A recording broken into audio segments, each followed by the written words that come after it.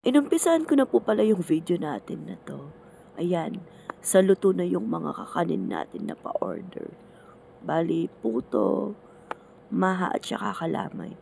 At meron din po tayong mga pasobra na shorts order. At yan naman po, nailuto ko na din yung ating mga pasta at shell para naman po sa ating spaghetti at no bake mac. At nahiwa ko na po pala yung mga fresh na karne. Yung gagamitin natin ng mga fresh. At pagkatapos nating maghiwa, kumain po muna pala tayo since madami na tayong nagawa dyan. Hindi lang po na videohan pero madami na tayong nagawa. Kita nyo naman po tatlo na, at yung tatlong kakanin natin tapos na. At yung paghiwa natin at yung mga pasta. Pagkatapos po pala natin kumain, ayan, di pa okay yung boses po natin, no? Medyo namamalat-malat pa tayo. Ayan, nagbalat naman po tayo or naghiwa na tayo ng bawang, sibuyas at mga kagulayan. At pagkatapos po nating maghiwa-hiwa ulit, ayan, inuna ko pang linuto etong ating carbonara.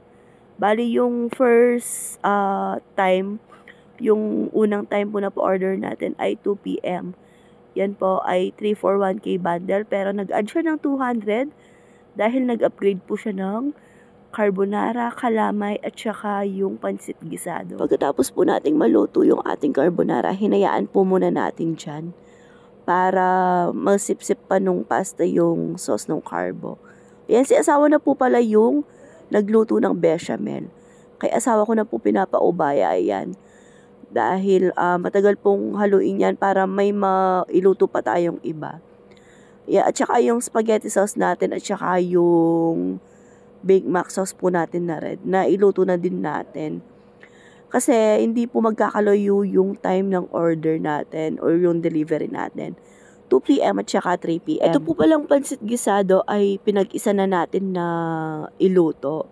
Bale, may luto tayo na 2 p.m. at saka 3 p.m. Ay, may order tayo na 2 p.m. at saka 3 p.m. ng pansit gisado. Yung ginawa po natin, inisahan na lang po natin yung luto. Since hindi naman po magkalayo yung time of delivery nila.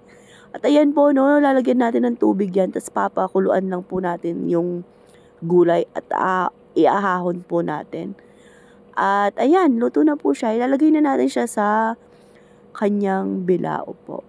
Sa mga nagtatanong po pala kung ilang kilo yung sa size 12 po natin na ayan, pansit gisado po. Half kilo po, yun po yung ginagamit po natin, yung hindi po maalsa na pansit gisado, yung ganyang sauce po, yung pansit bihon po, yung hindi po maalsa. Yung masarap po na bihon. Para sa akin po, mas masarap po yan, yung hindi mahalsa. Hindi kagaya nung kalahating kilo, ang dami mo nang maluluto. Para sa akin po, mas gusto ko pa rin yan ginagamit. At i-deliver po pala yan ni asawa kay Ma'am Joyce Lexi.